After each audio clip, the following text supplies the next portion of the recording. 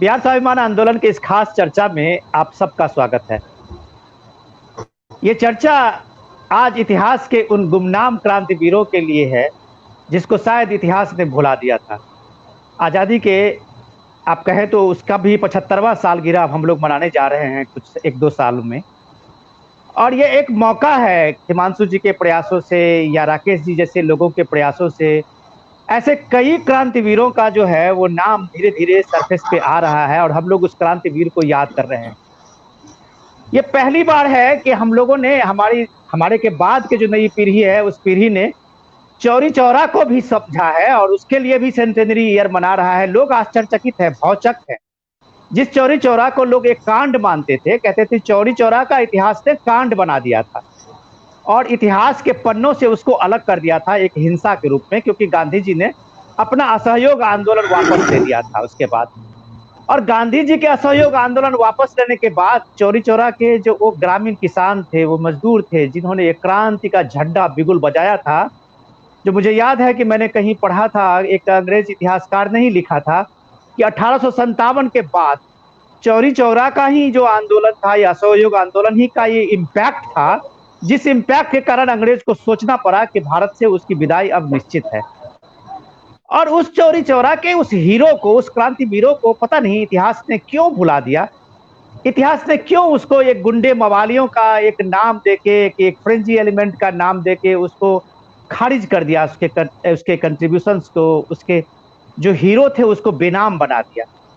ऐसे ही अनाम हीरो के प्रति जो अभी सेंटेनरी ईयर मनाने का प्रधानमंत्री मोदी ने घोषणा की है, तो लगा एक उम्मीद जगी है।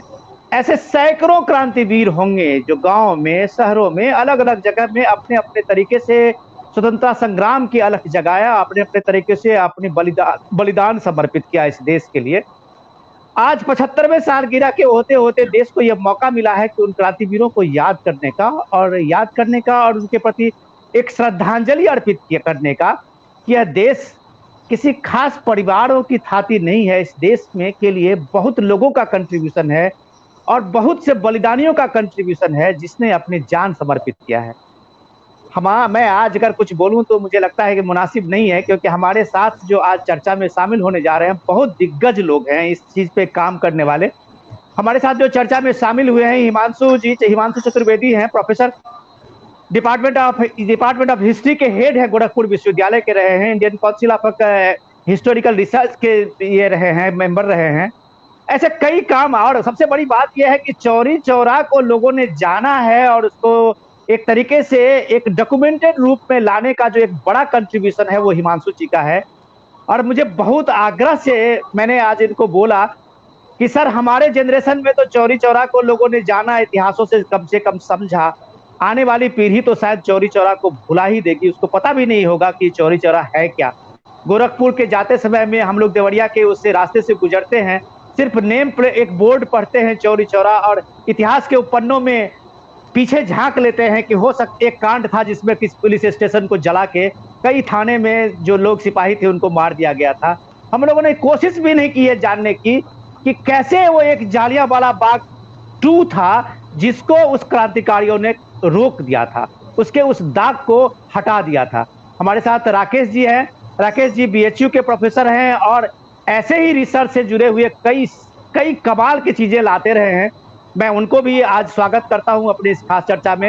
लेकिन सबसे पहले हिमांशु जी के पास आता हूं कि हिमांशु जी, आपने और आपके प्रयासों से ये चौरी चौरा जो है, जो आपने एक डॉक्यूमेंट के रूप में उसको लाया और वो एक किताब के शक्ल में आया कि चौरी चौरा का जो इतिहास के पन्नों में दर्ज है वाकई वो नहीं है। जो सेलेक्टिव हिस्टोरियन का जो अप्रोच रहा है वो वाकई कई क्रांतिवीरों को एक तरह से खारिज किया है। आपने चौरी चौरा को किस तरह से याद किया, और अगर याद किया है तो उनका क्या कंट्रीब्यूशन आप देखते हैं? जो सवाल आपने पूछा है वो इतना महत्वपूर्ण है कि शायद उसको 3-4 घंटा लग जाए एक्सप्लेन करने में। पहली चीज़ जहाँ से मैं शुरुआत करूँगा वो ये कि पोस्ट कॉलोनियल हिस्ट्री का जो कंस्ट्रक्शन हुआ, उस पोस्ट कॉलोनियल हिस्ट्री की कंस्ट्रक्शन में इम्पीरियलिस्ट हिस्टोरियंस या साम्राज्यवादी इतिहास लेखन में कुछ शब्दों का प्रयोग, कुछ नैरेटिव्स का इस्तेमाल जो किया गया वो कोई बहुत अचंभा नहीं पैदा करता है। लेकिन 1960 के प्रारंभिक दशकों में भारतीय स्वाधीनता संग्राम के इतिहास लेखन को लेकर के पहला सवाल तो ये पैदा होता है कि उस समय के सबसे बड़े इतिहासकार जिनको बुलाया गया था स्वाधीनता आंदोलन के इतिहास के नैरेटिव को तय करने के लिए, प्रोफेसर आर.सी. मजूमदार, उन्होंने क्यों और किस लिए अस्वीकार कर दिया उस इतिहास लेखन से जो इतिहास लेखन उस समय की समकालीन सरकार का नेतृत्व चाहता था। सवाल यहाँ से शुरू होता है जिसमें आपका जवाब निहित है कि क्यों चौरी चौरा और ऐसी अन्य वो घटनाएं जो स्व को पूर्णतः स्थापित करती हैं, प्रतिरोध को स्थापित करती हैं, सशक्त प्रतिरोध को स्थापित करती हैं। इसमें आप क्रांतिकारी आंदोलन को उठा लीजिए, इसमें आप चौरी चौरा ऐसी घटनाओं को उठा लीजिए, इसमें आप उन महान राष्ट्र भक्तों को उठा लीजिए जिन्होंने मातृभूमि के लिए मांडले से लेकर के कालापानी तक जाने का काम किया, और उन देशभक्तों को उठा लीजिए जिन्होंने अपना सर्वस्व न्यौछावर कर दिया मातृभूमि के लिए और अंत तक ये कहा कि दोबारा जन्म हो तो यही जन्म हो जिससे मातृभूमि को हम स्वतंत्र होता देख पाए। उस पूरे के पूरे इतिहास को एक ऑब्जेक्टिविटी से, एक बायस से हटाया गया भारतीय इतिहास लेखन से। ये आपके पहले प्रश्न का जवाब है। दूसरा रहा प्रश्न चौरी चौरा। चौरी चौरा भी इसी कैटेगरी में आता है कि चौरी चौरा को जब आप इस कैटेगरी में रख करके देखते हैं कि वो उन ऐतिहासिक घटनाओं में है जो ऐतिहासिक घटनाएं भारतीय राष्ट्रीय आंदोलन के पटल पर बड़ा गहरा छाप छोड़ने का काम कर रही हैं। मज़े की बात यह है, इत्तफाकन मैं यहाँ कहना चाहूँगा इस मंच से कि 20 किलोमीटर दूरी पर है चौरी चौरा गोरखपुर से, और 1958 में विश्वविद्यालय स्थापित हुआ और स्वतंत्रता के बाद से ये जिला पूर्वी उत्तर प्रदेश का बड़ा महत्वपूर्ण जिला रहा। लेकिन किसी ने भी चौरी चौरा की ओर घूमने का प्रयास नहीं किया। 2019 में पहली बार इतिहास विभाग में मेरे संयोजकत्व में भारतीय इतिहास संकलन योजना नई दिल्ली, मकायस कलकत्ता और भारतीय इतिहास अनुसंधान परिषद नई दिल्ली को जोड़ करके चौरी चौरा को मैंने छूने का काम किया। गांव में हम रहे, शहीदों के परिवारों तक हम गए, उनसे बातचीत की, ओरल हिस्ट्री का कंस्ट्रक्शन किया और 2 दिन का राष्ट्रीय अधिवेशन किया जिसमें इनके परिवारों को इन शहीदों के परिजनों को बुला करके सम्मानित किया, जो कि पहली बार सम्मान हुआ इनका। मैं यहाँ इसको अंडरलाइन करके और ब्रैकेट में कहना चाहूँगा। उनको सम्मानित करने के साथ साथ आदरणीय राकेश जी इस बात को बेहतर समझेंगे कि ओरल हिस्ट्री का कंस्ट्रक्शन कितना इंपॉर्टेंट होता है, क्योंकि रिकॉर्ड्स में वो हॉरिबल इंसिडेंट्स नहीं दर्ज हैं जो चौरी चौरा में 4 फरवरी के बाद हुए। गांव के गांव फूंक दिए गए, जमीनें जब्त कर ली गई, गांव लूट लिए गए, महिलाएं घर छोड़ के चली गई, बलात्कार हुए, क्या नहीं हुआ चौरी चौरा में।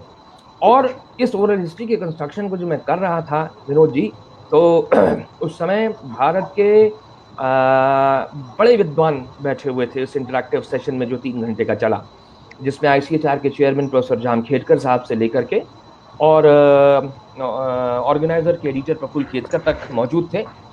सुन के लोग दंग रह गए कि चौरी चौरा की तो अभी बहुत परतें निकलनी ज़रूरी हैं। जो भोगा, ये तो मैं आम बात आपसे कर रहा हूँ। उसके बाद आपका जो तीसरा प्रश्न कि चौरी चौरा की प्रस्तुति, उस प्रस्तुति को लेकर मैंने पहले भी अपनी बात कही कि भारतीय इतिहास लेखन में एक ऑब्जेक्टिविटी का बायस रहा। उस ऑब्जेक्टिविटी की बायस पे मैंने आर.सी. मजूमदार साहब को कोट किया that why did he refuse to be a part of the whole canvas story building, जो कि उस समय की सरकार 1960 के प्रारंभिक दशकों में चाहती थी। उस पर चर्चा करने का समय भी नहीं है। लेकिन चौरी चौरा पर जब आप आएंगे तो चौरी चौरा के पूरे नैरेटिव को जिस प्रकार से प्रस्तुत की गई, मैं उसको एक इतिहासविद के रूप में ब्रैकेटेड करके वहीं रखता हूं कि जिस तरीके से तमाम महत्वपूर्ण लोग गायब हैं भारत के इतिहास से, क्योंकि हमको देखना पड़ेगा कि काला पानी कौन गया, हमको देखना पड़ेगा कि मांडले कौन गया, हमको देखना पड़ेगा कि आगा खान पैलेस कौन गया, और क्या सुविधाएं थी और क्या स्थितियां होती थी। आगा खान में मेन्यू पूछा जाता था। जी हिमांशु जी, मैं बीच में आपको रोकना चाहूंगा, क्योंकि हम लोग ये आपके इन बातों से मुझे लगता है कि ये इतने भावुक हो गए कि ऐसा भी हुआ है। और इस देश में यही हुआ है। जो हमारे कुछ क्रांतिवीरों ने ऐसा ही झेला है। हमारे साथ राय साहब भी जुड़ गए हैं, मुझे लगता है कि शायद उनका अभी आवाज नहीं आ रही होगी। और पहले हम एक बार राकेश जी से बुलाते थे। हाँ, म्यूट पे हैं।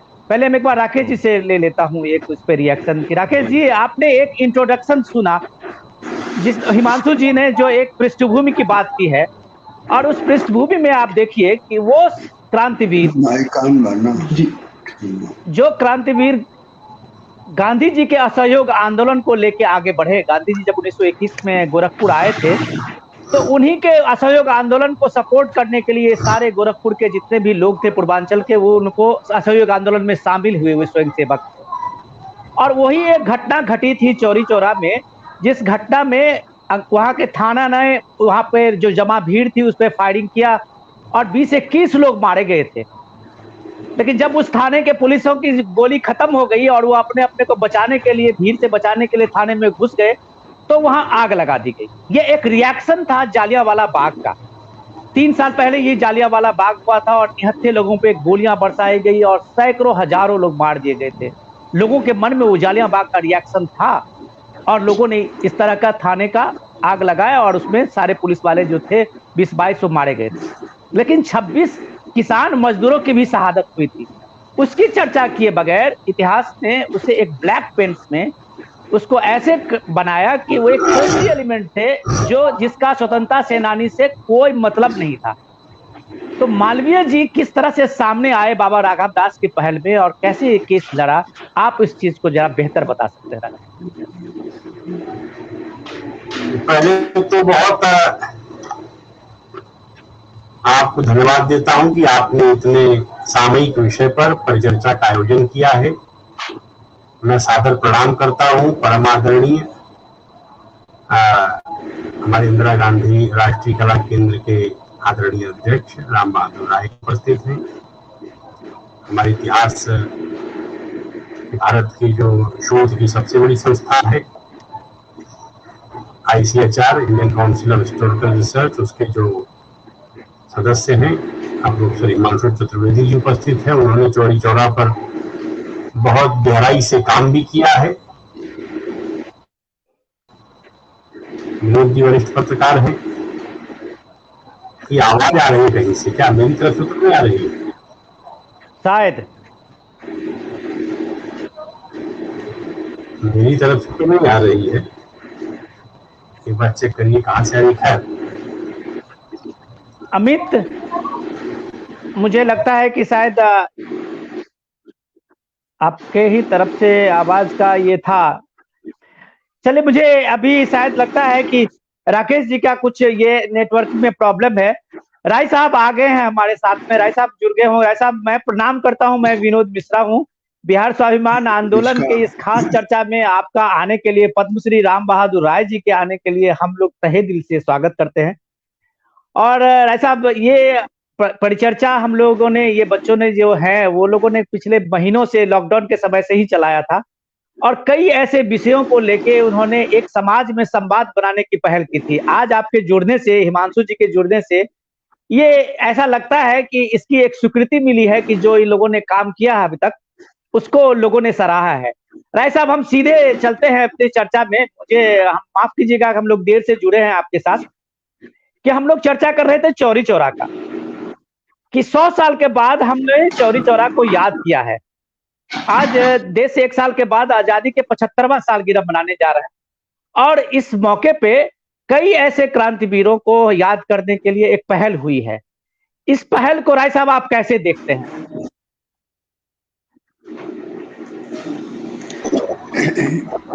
इतिहास की पुस्तकों में चौरी चौरा को बहुत महत्व नहीं मिला है। कुछ अगर इतिहास की पुस्तकों का मैं उल्लेख करूं तो कहीं भी चौरी चौरा के कांड का एक लाइन से ज्यादा उल्लेख नहीं मिलता है। लेकिन को फोन करने के लिए त्रिपाठी जी को लेकिन डॉक्टर जगन्नाथ प्रसाद मिश्र की जो पुस्तक है और वो उत्तर प्रदेश हिंदी संस्थान से छपी हुई पुस्तक है। मैं उसको पाता हूँ कि उसमें चौरी चौरा का एक पूरा संदर्भ दिया हुआ है।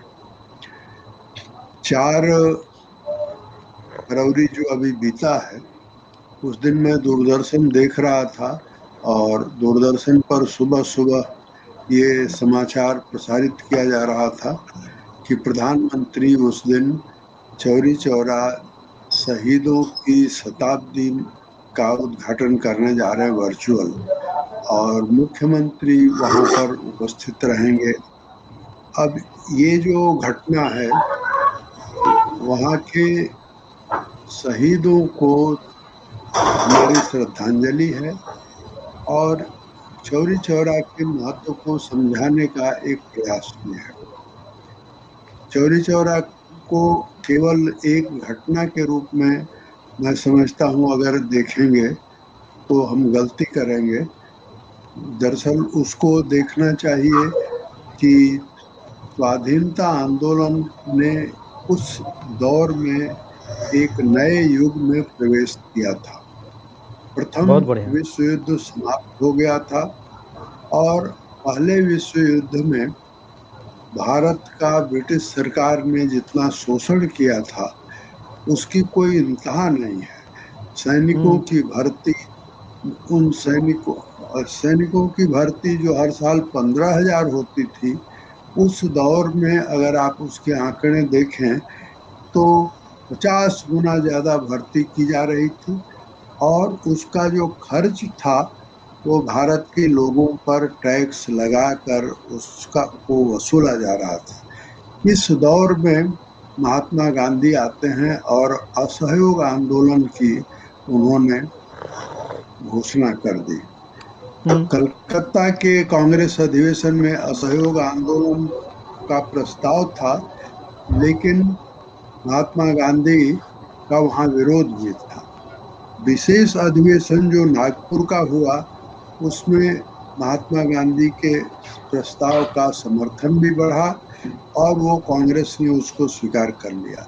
असहयोग आंदोलन एक तरफ चल रहा था और उससे पहले की जो घटनाएं हुई हैं उसमें आप तो केवल एक घटना नहीं, रॉलट बिल है, जलियांवाला बाग कांड है, ये तमाम घटनाएं अपना कुछ न कुछ योगदान दे रही थी, जिसका परिणाम ये हुआ कि भारत में पहली बार लोगों ने जन आंदोलन का महत्व समझा और ब्रिटेन के भावी सम्राट का दौरा होने जा रहा था 1921 में।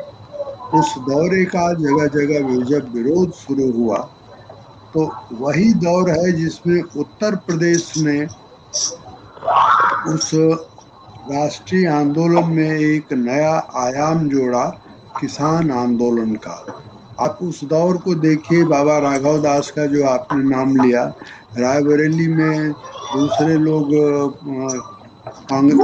किसान आंदोलन का नेतृत्व कर रहे थे, प्रतापगढ़ में कोई दूसरा आंदोलन किसान आंदोलन का नेतृत्व कर रहा था, फैजाबाद में कोई दूसरा नेतृत्व कर रहा था। तो एक तरह से विकेंद्रित किसान आंदोलन का दौर उत्तर प्रदेश ने राष्ट्रीय आंदोलन में नया एक आयाम जोड़ा।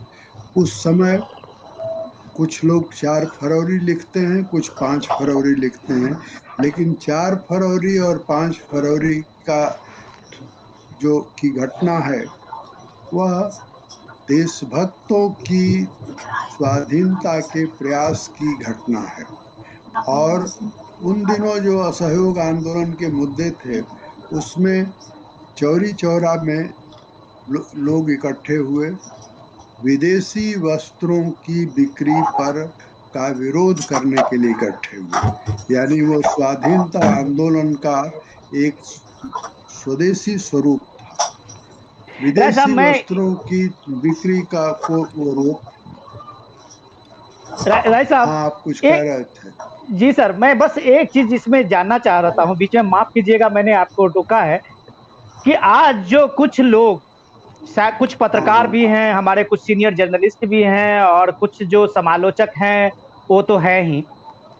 तो उनका कहना है कि गांधी जी ने एक तरह से इस आंदोलन को खारिज किया था, फिर इस आंदोलन को याद करने की क्यों जरूरत पड़ी? मुझे ये सवाल आपसे मुझे इसलिए पूछना पड़ा क्योंकि मुझे लगता है कि इस दौर में हमारे जितने भी सीनियर जर्नलिस्ट हैं, जितने आपने जमीनी सच्चाई को और जमीन पे काम किया है, शायद कम ही लोग किया है, और हम लोग इसके गवाह हैं, और हम लोगों ने पढ़ा, आपको ही पढ़ के छोटा मोटा पत्रकार बना हूं।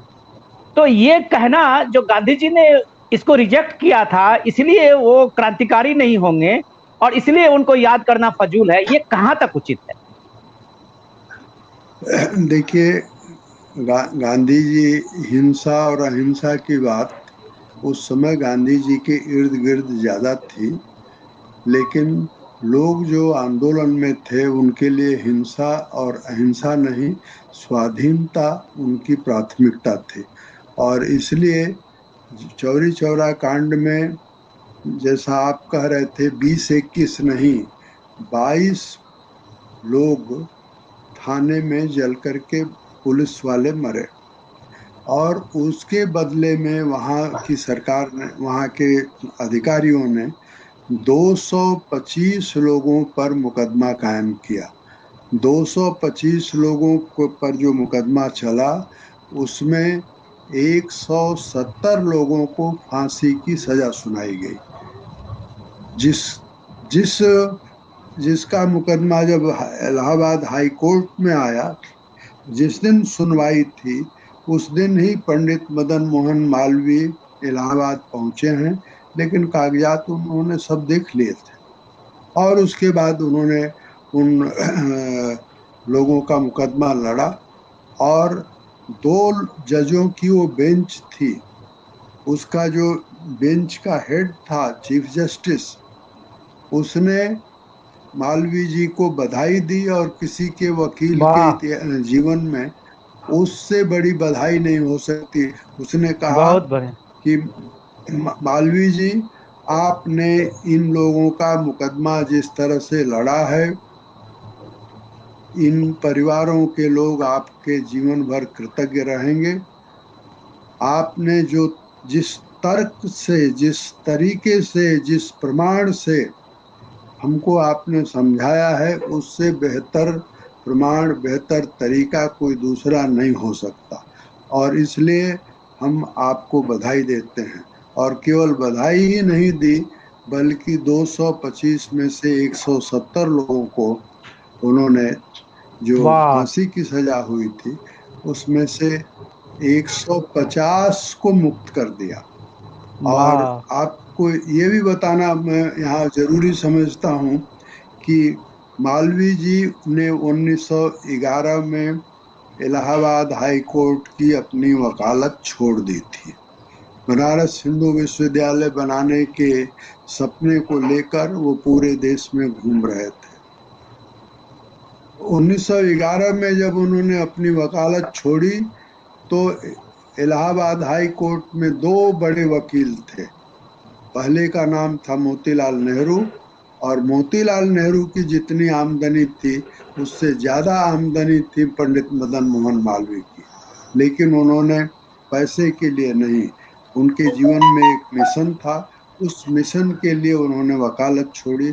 जब छोड़ी तो गोपाल कृष्ण गोखले, तिलक, तेज बहादुर सप्रू, हृदयनाथ कुंजरू, इन सब ने मालवीय जी की देशभक्ति की बड़ी सराहना की। देशभक्ति के लिए उन्होंने वकालत छोड़ दी। उस देशभक्त वकील ने जिनका मुकदमा लड़ा और जो शहीद हुए, उसके बावजूद उन शहीदों को हम याद कर रहे हैं चौरी चौरा के बहाने। तो चौरी चौरा केवल एक घटना नहीं है, मैं उसको कहूँगा कि चौरी चौरा स्वाधीनता आंदोलन का एक ऐसा स्वर्णिम इतिहास है जिसकी उपेक्षा की गई है।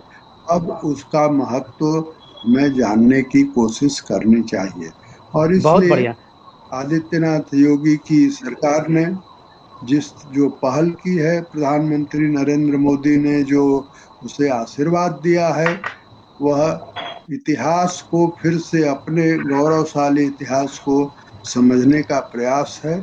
इस दृष्टि से हमें चौरी चौरा को देखना चाहिए। चौरी चौरा को हिंसा और अहिंसा के संदर्भ में देखने की जरूरत नहीं है।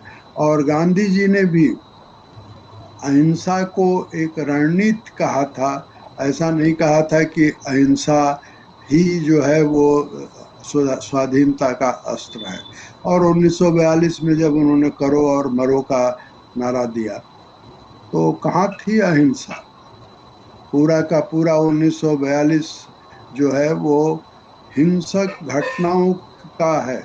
तो जब कोई देश स्वाधीनता की लड़ाई लड़ता है तो उसमें अहिंसा और हिंसा नहीं देखी जाती, उसमें देखी जाती है बलिदान, कि किसने कितना बलिदान किया। चौरी चौरा की घटना बलिदान की एक गाथा है, देशभक्तों की एक गाथा है, और इतिहास का वो एक स्वर्णिम पन्ना है जिस पन्ने को आप इतिहास की किताबों में नहीं पाते हैं। ये इतिहास के पुनर्लेखन का विषय है।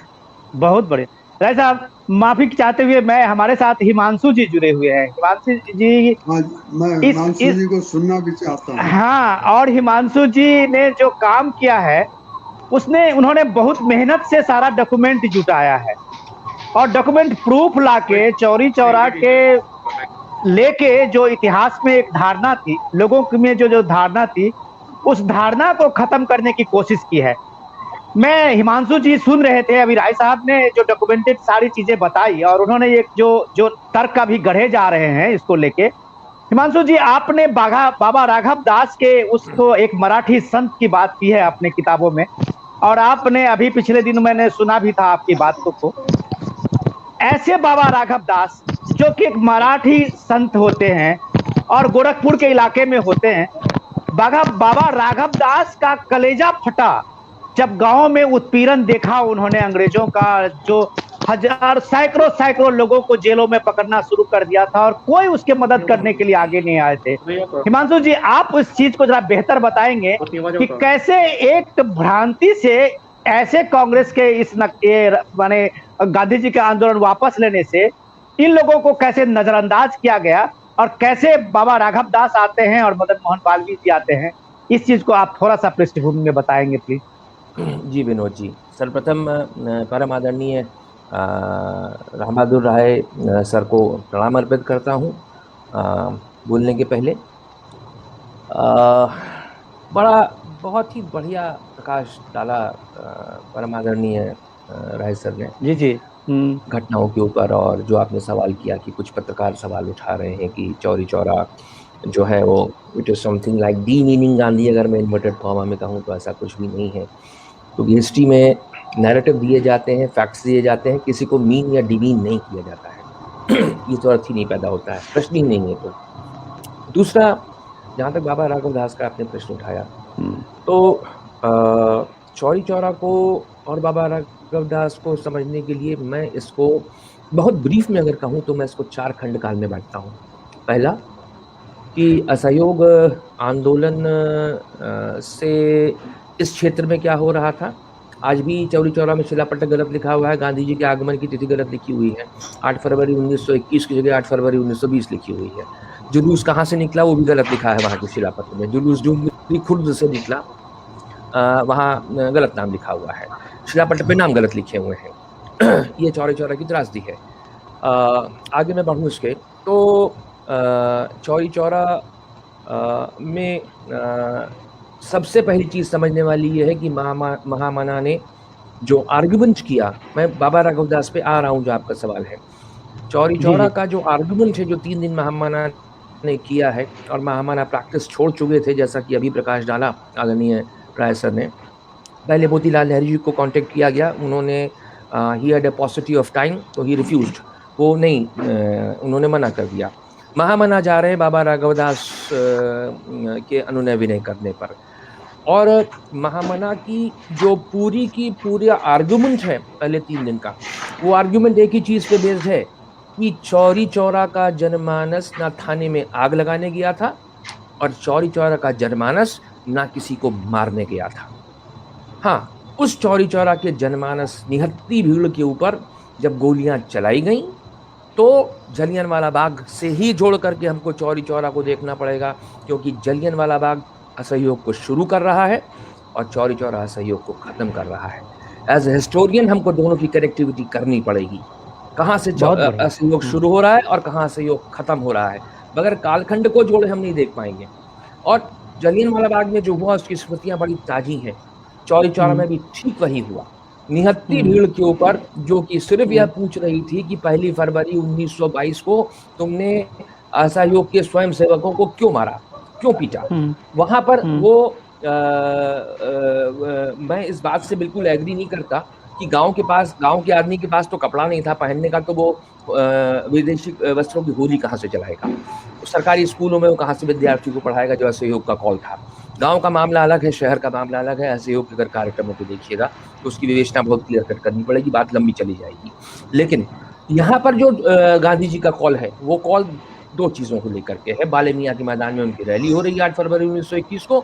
वो कह रहे हैं कि यहाँ पर 2 चीजें करनी आवश्यक है। पहला, मदिरा का बहिष्कार, उनके दुकानों के आगे धरना। दूसरा, जो नॉन वेजिटेरियन फूड है, मीट मांस की जो मछली की दुकान, इस प्रकार की दुकानें हैं, उनके बहिष्कार की बात हो रही है। उसी बहिष्कार को लेकर के धरना चल रहा है, जहाँ की पिटाई हो रही 1 फरवरी 1922 को दरोगा गुप्तेश्वर सिंह के द्वारा, जो कि चौरी चौरा का इंचार्ज है। अब जो महामना का टोटल आर्ग्यूमेंट है, चौरी चौरा को उस पर देखने की जरूरत है। भीड़ इरादतन न हत्या के लिए गई है, भीड़ इरादतन न थाना जलाने गई। यही मेन आधार है महामना के आर्ग्यूमेंट का। और उसके आधार पर यह स्थापित हो रहा है कि जो प्रोवोकेशन हुआ है, जो फायरिंग हुई है, वो फायरिंग की गई है पहले पुलिस के द्वारा। और जलियांवाला बाग की यादें ताज़ा हैं, वहां पर यह स्वराजी भीड़ का प्रतिकार है, सीधी अपराइजिंग है कि हम गोली और बौछारों से अब डरने वाले नहीं हैं। और उसमें यह हादसा हो रहा है। ये कांड कह दिया गया, ये कांड नहीं है, ये अपराइजिंग है। क्योंकि स्वराज की अगर भावना देखनी है तो इस रूप में देखनी होगी कि हमें अपनी जान की भी परवाह नहीं है। जितनी गोली उतनी गोली चला लो तुम। जलियांवाला बाग में भी चलाई, यहाँ भी चलाई, निहत्ती भीड़ पे वहां भी चलाई, यहाँ भी चलाई। एक घटना जलियांवाला बाग असहयोग को शुरू कर रही है, ध्यान रखने की बात है, देखिए, और दूसरी घटना असहयोग को खत्म कर रही है। अब महामना की इस आर्ग्यूमेंट के बाद 172 लोगों को फांसियां हैं सेशन कोर्ट से, और इस आर्ग्यूमेंट के बाद 2 लोगों की मृत्यु हो चुकी है, फांसी 19 को कन्वर्ट हो रही है। तो आज चौरी चौरा में 172 मूर्तियां लगी होती। दूसरी चीज, इन पूरे माहौल में चौरी चौरा का जो प्रथम चरण जब खत्म हो रहा है, घटना हो जा रही है, तो आप जो कंटेम्प्रेरी न्यूज़पेपर्स हैं उनको उठाइए, जितने न्यूज़पेपर्स हैं उनको उठा लीजिए, जिसकी की इस जो पुस्तक मैंने अभी आपसे जिसकी चर्चा की, कम से कम 70 अपेंडिक्स के पोर्शन में मैंने ओरिजिनल वो डॉक्यूमेंटेशन किए हुए हैं कि सारा का सारा प्रेस कंडेम कर रहा है। दूसरा, आप साइकोलॉजिकली उठाइए कि कांग्रेस जो है, गोरखपुर कांग्रेस असहयोग समिति और खिलाफत समिति रेजोल्यूशन पास कर दे रही है, जिस रेजोल्यूशन में वो कह रही है कि हमें चौरी चौरा की इस घटना से कोई लेना नहीं है, ये आउटकास्ट मॉब है जिसके द्वारा ये घटना की गई है, उसको कंडेम कर रही है। सेशन कोर्ट के ट्रायल शुरू होने के पहले ही भारतीय ट्रायल कर दिया जा रहा है चौरी चौरा का। ये ध्यान रखने वाली बात है उस कंटेम्प्रेरी टाइम्स में। ऐसे माहौल में जब 7 दिन का समय दे रहा है सेशन कोर्ट, उसकी 7 दिन के अंदर दाखिल कर दो हाई कोर्ट में जाकर के अर्जी, नहीं तो 172 लोगों को फांसी होनी है। एक आदमी निकल करके आ रहा है, वह है बाबा राघव दास।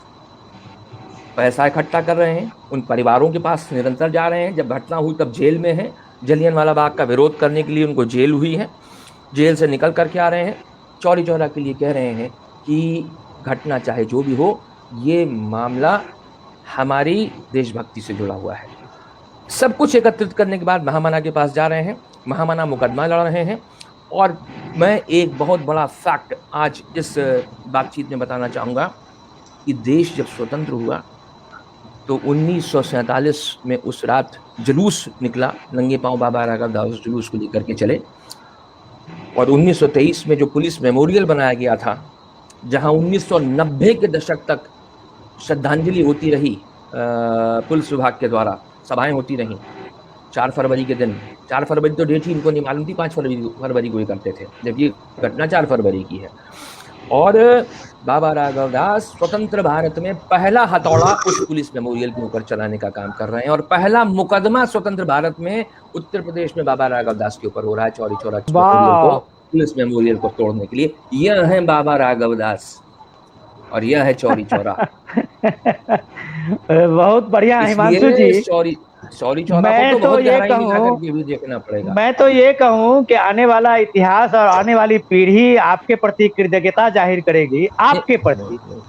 कि मैं इसलिए कहना चाहूंगा और ये गर्व से कहना चाहूंगा कि इतिहास में हमने ऐसे बहुत लोगों के साथ किया है, बहुत ही क्रांतिवीरों को किया है कि किसी पे लाइट डाला है और किसी को अंधकार में छोड़ दिया है। और ऐसे महापुरुष जो बाबा राघव दास जैसे लोग थे, या आप मालवीय जी को भी कह सकते हैं, जिनको बाद में अभी भारत रत्न भी मिला है, उनको इतिहास में लाने का, उनको लाइट में लाने का और बाबा राघव दास के इस पहल को इस शानदार तरीके से रखने का नई पीढ़ी में, मैं तो कह रहा हूँ हमारी पीढ़ी आपको एकदम नमन करेगा और हमारी पीढ़ी आपको। जी सर। विनोद जी, मैं बीच में 2 मिनट बस इंटरप्ट कर रहा हूँ। आदरणीय राकेश जी भी बैठे हैं और परम आदरणीय राय सर भी बैठे हैं। भारतीय इतिहास की विवेचना करने की तो अब यह आवश्यकता है कि वो कौन से 398 लोग थे जिन्होंने भगत सिंह के मामले में गवाही दी थी। जरा उनको भी ढूंढने की जरूरत है, और उनको क्या मिला स्वतंत्र भारत में और उस समय क्या दिया गया, इसको भी ढूंढने की जरूरत है, तब ये इतिहास सही हो पाएगा। बहुत बढ़िया। सुप्रीम कोर्ट ने सबसे जो म्यूजियम में स्थापित किया, सबसे पहली फाइल अपने म्यूजियम में जो मंगाई वो भगत सिंह के ट्रायल की मंगाई, रखी है वहां पर।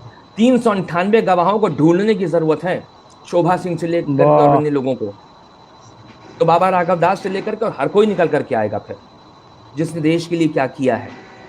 इसलिए बाबा राघव दास और चौरी चौरा बहुत महत्वपूर्ण मामला है, बहुत महत्वपूर्ण है। राकेश जी, मैं बस एक राकेश जी से पास जाता हूँ। राकेश जी, आपने इतिहास का ये, आप कह सकते हैं, मुझे नहीं कहना चाहिए, लेकिन ये एक तरह से खेल था जिसमें एक निरीह, वो मासूम, वो जो जिस तरह से राय साहब अभी कह रहे थे कि कैसे वो निर्धन गरीब, वो किसान मजदूर जो एक आंदोलन के ये दीप को लेके चले थे, और उनके तरह से ये एक हादसा हुआ, लेकिन इतिहास ने बर्बर तरीके से उनका नाम एक कांड के रूप में डाल के खत्म कर दिया। राकेश जी, मैं ये जानना चाहूंगा कि इतिहास तो अपनी तरह से उनके साथ में न्याय किया या अन्याय किया, जो भी किया, आज की इस पीढ़ी को, आज जब देश 75वां सालगिरह मनाने जा रहा है अगले साल में, ऐसे गुमनाम क्रांतिवीरों को इतिहास पे किस तरह से याद करें और कैसे संजोए? राकेश जी।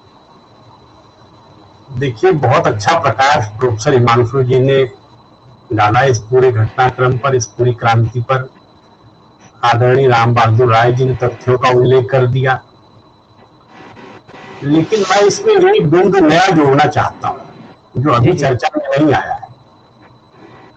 वो ये है कि इधर चौरी चौरा हो रहा है उत्तर में, और दक्षिण में मोपला हो रहा है। हाँ, है ना? बहुत बढ़िया। दक्षिण में मोपला हो रहा है, उत्तर में चौरी चौरा हो रहा है। और जिन 2 धाराओं को प्रातः स्मरणीय महात्मा गांधी राष्ट्रीय आंदोलन में उसका एकीकरण कर रहे हैं, उस दूसरी धारा जो खिलाफत मूवमेंट को नॉन कोऑपरेशन के साथ लेकर चलने का प्रयास कर रही है, और जिसको गांधी जी और पूरी कांग्रेस सपोर्ट कर रही है, जिसको लेकर के राष्ट्रीय स्वयंसेवक संघ के संस्थापक जो उस समय कांग्रेस में थे, डॉक्टर हेडगेवार, उसका अपोज कर रहे हैं विदर्भ कांग्रेस के महासचिव के रूप में। तो ये 2 धाराएं मिल रही हैं। अब उस 2 धाराओं के जो नेता थे मोहम्मद अली और शौकत अली, वो उस दौर में जो खिलाफत कमेटी को लीड कर रहे हैं, वो तो मुसलमानों का आह्वान कर रहे हैं कि साहब आप भारत छोड़िए, क्योंकि यहाँ अब जो है ये देश एक तरह से गैर इस्लामिक हो गया है। यहाँ अंग्रेजों ने जो किया हुआ है, तो अफगानिस्तान में अमीर का शासन है, वो हमारे लिए दारुल इस्लाम है, वहां रहा जाए।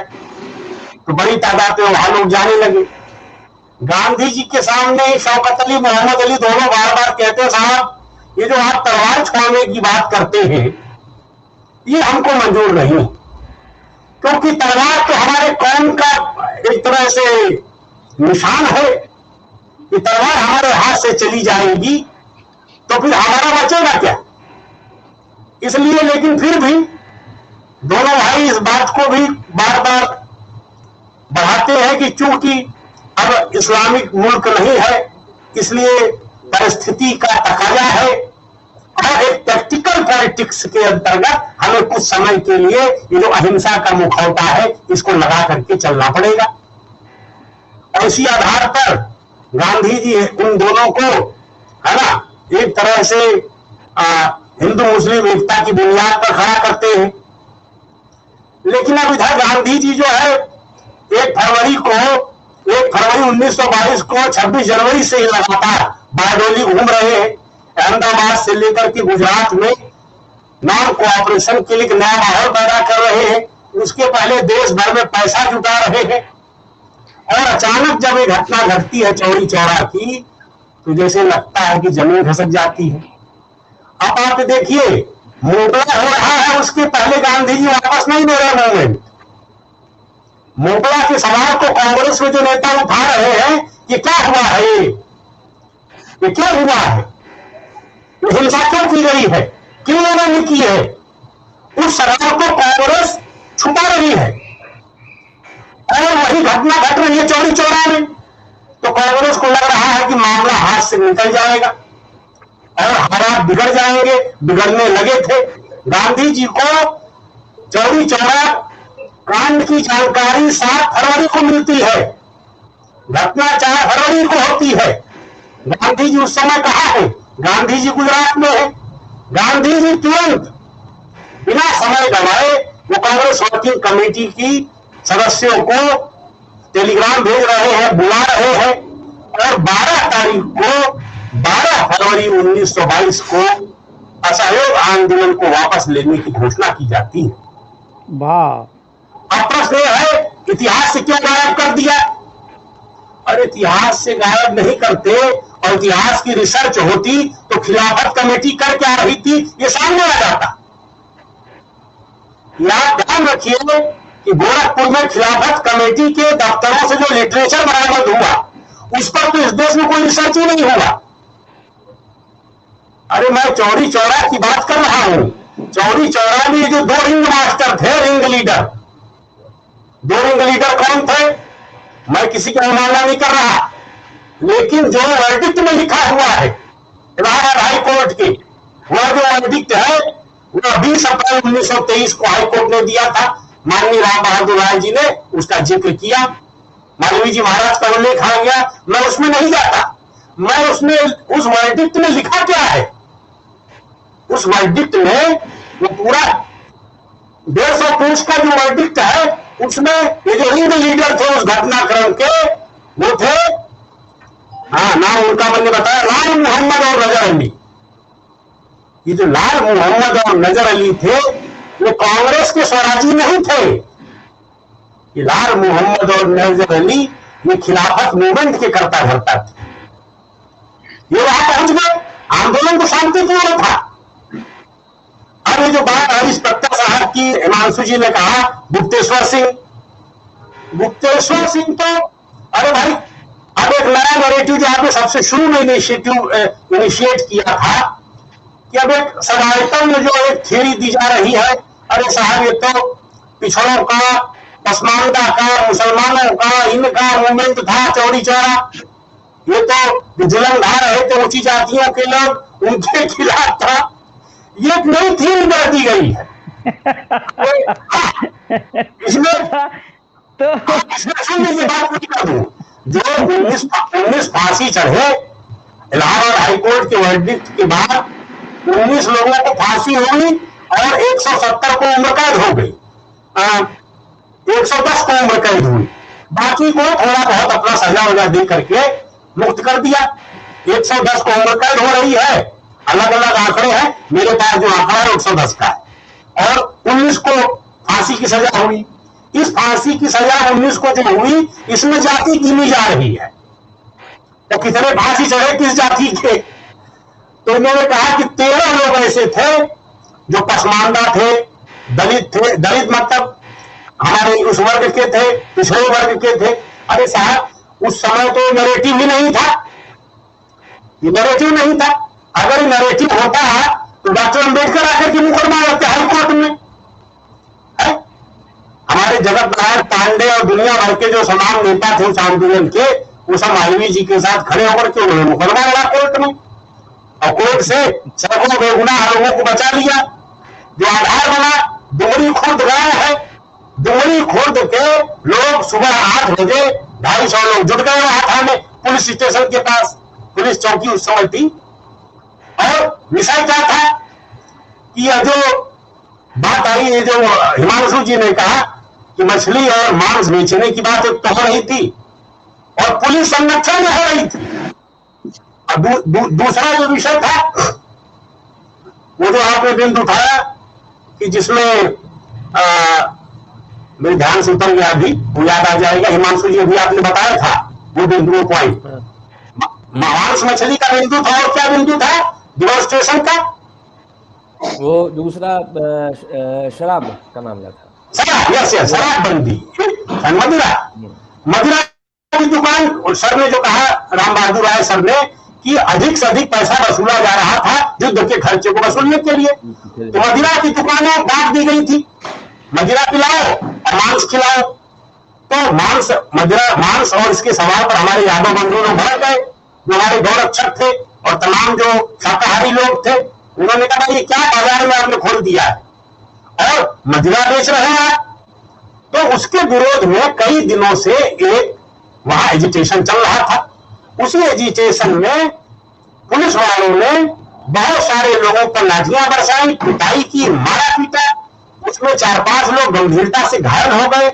यहां कहना चाहिए खिलाफत कमेटी में कुछ इसमें मुसलमान भी घायल हुए, खिलाफत कमेटी भी आई और असहयोगी, बात पूरी कर लूं तो हमारे असहयोग मूवमेंट के लोग भी आ गए और इन्होंने उस दिन कार्यक्रम बनाया कि हम जाएंगे थाने, पुलिस स्टेशन, पुलिस चौकी और पूछेंगे गुप्तेश्वर सिंह से कि बताओ भाई तुमने क्यों मारा, क्या गुनाह था, क्या गलती की थी, शांतिपूर्ण प्रदर्शन था। और जब ये लोग गए तो वहां ऐसा कहा गया है कि एक मुसलमान कांस्टेबल है, उसका मैं बयान नहीं पढ़ रहा हूं, समय नहीं है, वो भाग गया था जान बचा करके। वो जो मुस्लिम कांस्टेबल है उसका नाम है उस वर्डिक्ट में, उसका जो नैरेटिव है वो भाग गया, उसको सूचना थी कुछ हो जाएगा, क्या हो जाएगा पता नहीं। लेकिन ये जो रिंग लीडर थे नजर अली और लाल मोहम्मद, इन दोनों ने आखिर में खेल कर दिया, मतलब हिंसा भड़क गई, पुलिस वालों को पत्थर लगे और पुलिस वालों ने भी तमाम गोलियां डालना शुरू कर दिया। वह जो गोलियां लगी और उसके बाद जो हुआ वो इतिहास है। हमारा समाज शांतिपूर्ण समाज है, अहिंसक समाज है, वो स्वयं हिंसा नहीं करता, लेकिन यह जो बिना कारण अत्याचार किया जाता है तो समाज जो है वह पीछे हटने का भी काम नहीं करता। डुमरी खुर्द के लोगों ने 1500 लोगों ने घेर करके उस पूरी चौकी को फूंक दिया और उस फूंकने में 22 से 25 लोग मर गए। अब ये जो मर गए उसके बाद गांधी जी ने आंदोलन वापस ले लिया। यह जलाने में खिलाफत कमेटी की भूमिका बहुत अग्रणी है। राकेश जी आपने एक नई चीज बताई इसमें, और मुझे लगता है कि लॉजिक तो है और लॉजिक में बात तो होगी ही। जब आप चर्चा को बंद कर देंगे तो उसमें से कई बात निकलेगी। हम राय साहब के पास आते हैं। राय साहब माफ कीजिएगा, चर्चा जो एक बात बस अंतिम जो कंक्लूजन है, इसीलिए इतिहास में से हटा दिया कि अगर चर्चा होगी, बात रिसर्च गहरे जाएगी तो वो अचानक हिंसा क्यों हो गई, इसके गुनाहगार कौन है, इस पर नेगेटिव हो जाएगा नए सिरे से और एक तरह से गांधी को नाकाम कर दिया इस आंदोलन ने।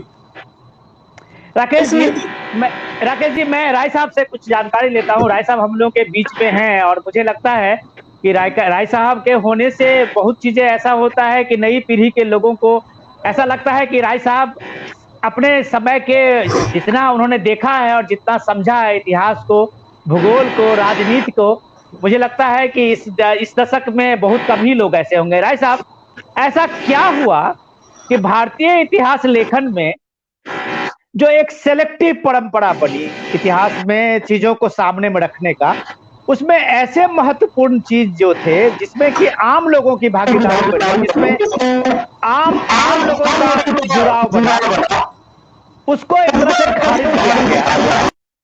जिसका उदाहरण आपके सामने में चौरी चौरा है। तो क्या इतिहास में एक बार पुनर्झांकने की जरूरत है, जब हम आजादी के 75वें सालगिरह में ऐसे गुमनाम हीरो को, ऐसे गुमनाम क्रांतिवीरों को याद करने की पहल की है? राय साहब,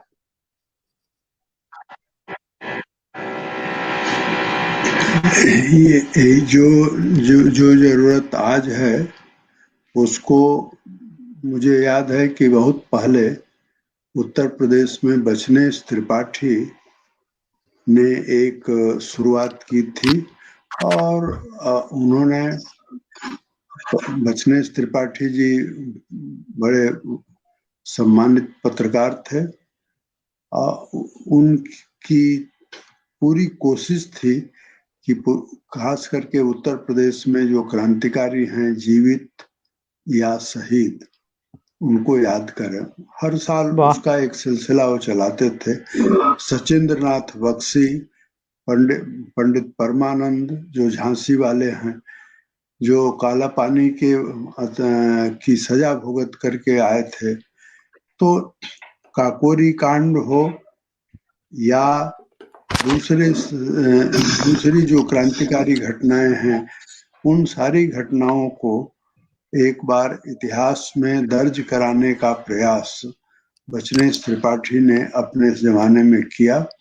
तब वो दौर था जब इतिहास के साथ छेड़छाड़ की जा रही थी और बिपिन चंद्रा जैसे इतिहासकार या रोमिला थापर जैसे इतिहासकारों ने दरअसल अन्याय किया है और एक विशेष दृष्टि से उन्होंने इतिहास को लिखने या गढ़ने की कोशिश की है।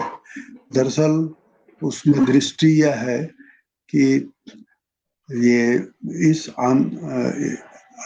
स्वाधीनता आंदोलन में एक फेज ऐसा था जिसमें कम्युनिस्ट भी कांग्रेस के मंच पर थे। 32-33 तक वो कांग्रेस में ही शामिल थे। उसी तरह से जैसे 1934 से कांग्रेस में कांग्रेस सोशलिस्ट पार्टी थी।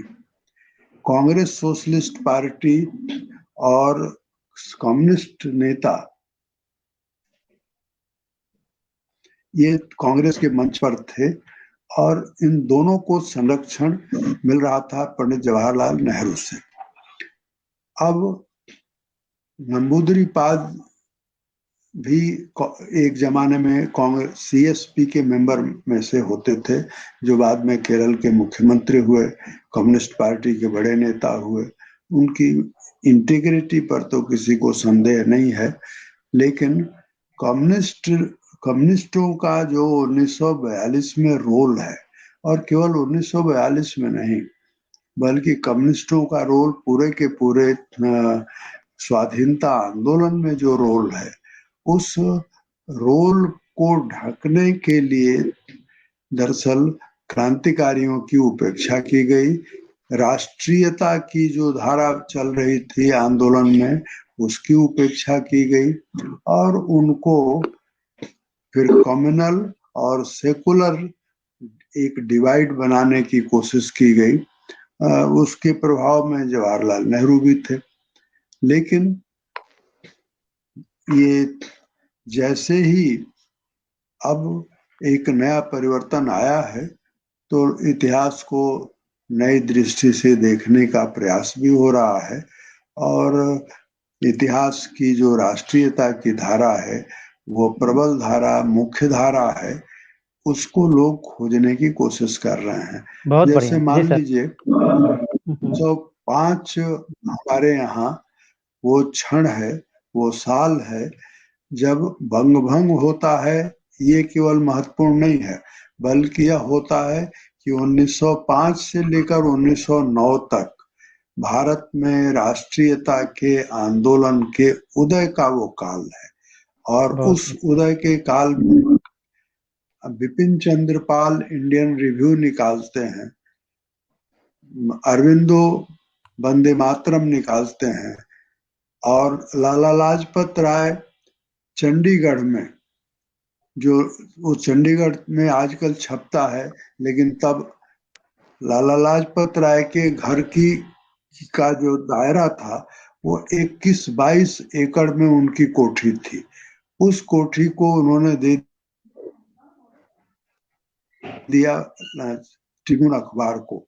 और ये राकेश जी ने बहुत सही उल्लेख किया है मोपला का। मैं आपको याद दिलाता हूँ कि 1924 में वो खिलाफत की विफलता के बाद जो एक असंतोष मुसलमानों में पैदा हुआ, उस असंतोष ने, मैं उसको असंतोष ही कहूंगा, उस असंतोष ने दरअसल सांप्रदायिक दंगे का रूप ले लिया। और उस दंगे मोपला के बाद जो सबसे बड़ा दंगा हुआ है वो कोहाट का दंगा है। और कोहाट के दंगे ने हमारे देश के राष्ट्रीय नेताओं को विचलित कर दिया। महात्मा गांधी हरिजन में लिखते हैं कि मुसलमानों के हाथ में छुरी और तलवार ज्यादा तेज चलता है। जब ये उन्होंने लिखा तो उनका जो बैरिस्टर साथी था पटना में, उसने कहा कि गांधी जी, आपको मैं पढ़ता हूँ और पढ़ता रहा हूँ, लेकिन अगर आप इस तरह से लेख लिखेंगे तो मेरी दोस्ती समाप्त हो जाएगी।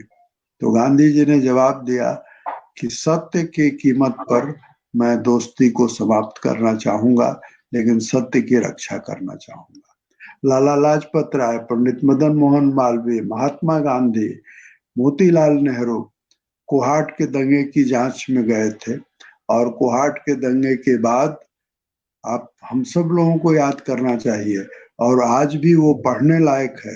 लाला लाजपत राय ने ट्रिब्यून में सीरीज में 14 आर्टिकल लिखे, और वो 14 आर्टिकल अगर आप पढ़ें तो आप पाएंगे कि हिंदू मुस्लिम संबंधों के बारे में जो उन्होंने आशंका उठाई थी वो आशंका सच निकली। वो जो सवाल 1924 में लाला लाजपत राय अपनी दूरदृष्टि से देख रहे हैं, वे सवाल आज भी हमारे सामने ज्यों के त्यों हैं। तो ये जो स्वाधीनता आंदोलन की जो राष्ट्रीयता की धारा है, उस धारा को कम्युनल धारा बताने की जो इतिहासकारों ने कोशिश की है, दरअसल मैं तो फांसी के पक्ष में नहीं हूँ, लेकिन ऐसे इतिहासकारों को अगर कोई फांसी पर के फंदे पर चढ़ा देता है तो मुझे कोई ज्यादा एतराज नहीं होगा। करता हूँ। राय साहब जैसे लोग, इतिहासकारों के इस छद्म जो कोशिश रही है इतिहास को लेखन से ज्यादा कि उसको नैरेटिव सेट करने का, मुझे लगता है कि ये रिएक्शन तो डेफिनेटली ये बताता है कि बहुत गलत हुआ है भारत के इतिहास की परंपरा में। मैं हिमांशु जी, अब तो हम लोगों के पास समय कम है और हमारे पास साथ राय साहब इतने देर तक जुड़े, हम इसलिए इनका तो कम से कम धन्यवाद करूंगा ही। लेकिन हिमांशु जी, चलते चलते आपसे एक सवाल ले लेता हूं कि हिमांशु जी, ये श्रद्धांजलि देने का वक्त है उन अनाम वीरों को, क्रांति वीरों को। इतिहास ने जितना भी किया उनके साथ में एक क्रूर मजाक था जो उनके बारे में लिखा, और नई पीढ़ी उसको मान लिया। एनसीईआरटी में लिखी हुई चीजें, विपिन, जैसे राकेश जी कह रहे थे, या अभी राय साहब कह रहे थे कि रोमिला थापड़ ने लिख दिया, विपिन चंद्रा ने लिख दिया, डीएन झा ने लिख दिया, और हम लोग पढ़ते रहे हैं और उसको एक ऐसे लकीर मान लेते थे कि इधर उधर की बात सोचते नहीं थे। ये हमारा बचपन का मानस रहा है जो उसको सत्य मान लिया और उसी सत्य को आगे लेके हम चलते रहे। और आज तक उन्होंने जो तस्वीर बनाई चौरी चौरा को लेके हमारे जेहन में अभी तक था। अगर शताब्दी समारोह नहीं होता तो मैं अभी तक मानता ये गुंडे मवालियों का एक फ्रिंजी एलिमेंट का वो आंदोलन था जो एक थाने को फूंक दिया जिसमें 22 लोग मर गए। इससे आगे हमें आज तक जानकारी नहीं थी। तो हिमांशु जी, ये श्रद्धांजलि जो है शताब्दी समारोह में उन जैसे महान क्रांतिवीरों को याद करने का, ये परंपरा भारत को किस रूप में एक नया रास्ता दिखाएगा इतिहास लेखन में और इतिहास के पुनर्मूल्यांकन को लेकर जो राय साहब ने एक तस्वीर खींची है? हिमांशु जी। परम आदरणीय राय सर अंतिम वाक्य था वो शायद जीवन भर का जो उनका कष्ट है वो उद्धत हो रहा था।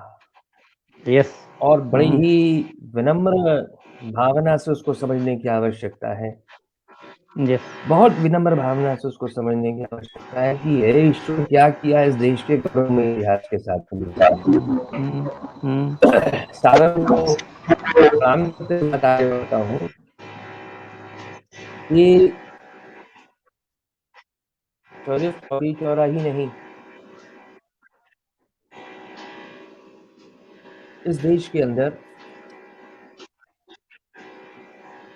स्व और प्रतिरोध की जितनी भी घटनाएं हैं स्वतंत्रता के आंदोलन में,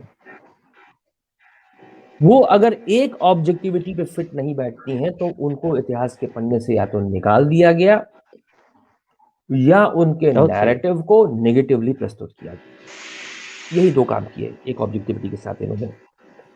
चौरी चौरा प्रथम चीज कांड नहीं था, चौरी चौरा भारतीय प्रतिरोध का बड़ा पड़ाव था। टर्निंग पॉइंट हुआ हिस्ट्री था कि ब्रिटिश ये बहुत बड़ा प्रतिरोध है भारतीय जनमानस का, उसके स्व का प्रतिरोध है ये कांड नहीं है। मंगल पांडे की गोली सिर्फ सिपाही विद्रोह नहीं थी, मंगल पांडे उस समस्त भारतीय परंपरा के परिचारक थे कि हम अपनी संस्कृति के इतर, अपने विश्वास के इतर, अपने धर्म के इतर इन चीजों को स्वीकार नहीं करेंगे। वो समस्त एक भारतीयता की गोली थी जो मंगल पांडे चला रहे थे। इस रूप में देखने की आवश्यकता है।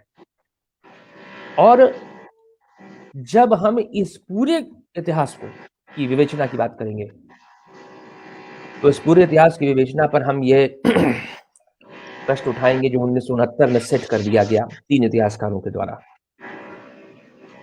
रोमिला थापर, बिपिन चंद्रा और हरबंस मुखिया। 3 पर्चे उन्होंने लिखे। उसके पहले आरसी मजूमदार साहब मना कर चुके थे कि मैं स्वाधीनता आंदोलन का वह इतिहास नहीं लिखूंगा जो उस समय की सरकार चाहती थी। आदरणीय राय साहब इस बात से भली भांति परिचित होंगे, उनको ये साक्ष्य अच्छे से मालूम होंगे। लेकिन 1969 में ये 3 जो पर्चे लिखे, इन 3 वामपंथ से प्रभावित इतिहासकारों ने, तो जब वामपंथी इतिहास की बात होती है तो पहला प्रश्न ये उठेगा आज की तारीख में कि लेफ्ट और राइट शब्द आए कहां से, और आए भी तो क्या कार्ल मार्क्स कभी भारत आया था कि एंटोनियो ग्राम्जी कभी भारत आया था सबऑल्टर्न लेकर के भारतीय समाज को समझने के लिए। जितनी यूरोप की राष्ट्रीयताओं के अंदर विविधता है उतनी तो अकेले भारत के अंदर विविधताएं मौजूद है। तो कार्ल मार्क्स और एंटोनियो ग्राम्जी कहां से भारत के समाज को समझेंगे? प्रश्न ही नहीं पैदा होता है। ये मानक लाया कौन? इन मानकों के अनुसार और वायलेंस और नॉन वायलेंस को आधार बना करके जो हिस्ट्री राइटिंग की टेक्निक शुरू की गई, तो फिर चौरी चौरा से लेकर के फिर अंतिम सवाल तो ये उठेगा ही उठेगा। और तब ये प्रश्न करना पड़ेगा लोगों को कि गांधी जी को डिसोन चौरी चौरा को लेकर के आदरणीय प्रधानमंत्री कर रहे हैं कि किसने डिसोन पहले ही कर दिया था। और सवाल ये उठेगा कि क्या जरूरत पड़ गई थी 1946 में अलमारियों में बंद काले कोट को निकाल करके कई लोग लाल किले की ओर दौड़े आईएनए का मुकदमा लड़ने के लिए। आईएनए की आइडियोलॉजी हो रहा था, आईएनए का आइडियल ना स्वतंत्र नहीं हो रहा था। विनोद जी ध्यान दीजिएगा, आईएनए की आइडियोलॉजी और आईएनए के आइडियोलॉग दोनों से इन लोगों की भारी दिक्कतें थी। 1937 से ही थी इनकी दिक्कतें। देश स्वतंत्र नहीं हो रहा था, राजनीतिक एजेंडा था क्योंकि कॉन्स्टिट्यूएंट असेंबली का चुनाव सामने लगा हुआ था और देश का मूड ये समझ रहे थे। कहा गया वायलेंस और कहा गया नॉन वायलेंस। ये जो छद्म इतिहास लिखा गया है, तो इस छद्म इतिहास में प्रश्न तो उठेंगे ही। और अगर प्रश्न उठाए जाएं तो फिर गांधी जी को डिसोन करने की बात कहाँ आ रही है? यहाँ तो सिर्फ उनको ओन करने की बात आ रही है जिन्होंने सर्वस्व न्योछावर कर दिया मातृभूमि के लिए। बहुत बढ़िया। बस हिमांशु जी, हिमांशु जी हो रही है, उसको ओन नहीं करने है, की बात बहुत हो रही है। जी हिमांशु जी, थोड़ी सी आज नेटवर्क की प्रॉब्लम थी और मुझे लगता है कि हमारे साथ में गोरखपुर से कुशीनगर से जुड़ने वाले थे SM त्रिपाठी जी, वो बीच में कई बार आए और शायद जुड़ नहीं पाए। हमारे साथ राकेश जी के साथ नेटवर्क की प्रॉब्लम रही है, वो भी जुड़ नहीं पाए। लेकिन मैं सबसे पहले धन्यवाद करना चाहूंगा राय साहब का कि राय साहब जुड़े। पद्मश्री राम बहादुर राय का इस चर्चा में जुड़ना और हम लोगों के साथ में आना, ये हम लोगों के लिए एक बड़ी बात है। और आज अगर हम कहें कि ये 100 साल का जो शताब्दी समारोह है चौरी चौरा का, और इस चौरी चौरा के शताब्दी समारोह में हमारा एक छोटा सा कंट्रीब्यूशन है कि हमने राय साहब के सामने में राय साहब को के चर्चा में ला करके हम लोगों ने अपनी तरफ से एक श्रद्धांजलि देने की कोशिश की है। ये साल भर चलेगा, जैसा राम साहब आप कह रहे थे कि योगी आदित्यनाथ की सरकार ने इसके लिए कई प्रोग्राम रखे हैं, कई तरह के कार्यक्रम उन्होंने बनाए हैं कि नई पीढ़ी के लोग ऐसे बलिदानों को, ऐसे बलिदानियों को कम से कम जाने जिसे इतिहास ने एक तरह से उन पे ब्लैक पेंट कर दिया था। और ये सबसे बड़ी कृतज्ञता होगी इस देश को और इस नई पीढ़ी को उन लोगों के प्रति जिनको इतिहास ने नहीं उनको नाम उनके सामने में रखा। तो आज ये चौरी चौरा के बहाने इस शताब्दी समारोह को लेके एक नई चर्चा जो शुरू हुई है, उस चर्चा में कम से कम ऐसे वीर क्रांतिवीरों की चर्चा हम लोग फिर से कर रहे हैं और ये लगातार एक साल भर करेंगे। राय साहब, आपका हम लोगों से जुड़ने के लिए बहुत बहुत धन्यवाद। हमने आपका समय लिया और मुझे इसके लिए थोड़ी सी माफी भी चाहिए आपसे कि हमने काफी कष्ट दिया आपको 1 घंटा रख के। हिमांशु जी, आपका बहुत बहुत धन्यवाद कि आपने हम लोगों को एक तरह से एक नई रोशनी दिखाई है। राकेश जी, आपका बहुत धन्यवाद कि आपने अब हमारी नई पीढ़ी को इस चर्चा में एक नया प्रकाश में सामने में लाया है। और चर्चा तो होनी चाहिए, जो चर्चा बंद करके यह कोशिश की गई थी कि आने वाले पीढ़ी, आने वाले समय लोग जानेंगे ही नहीं, आज इस शताब्दी समारोह के बहाने कई चीजें सामने आ रही है और रास्ता दिखा रही है। आप सबका बहुत बहुत धन्यवाद। नमस्कार। शुभम।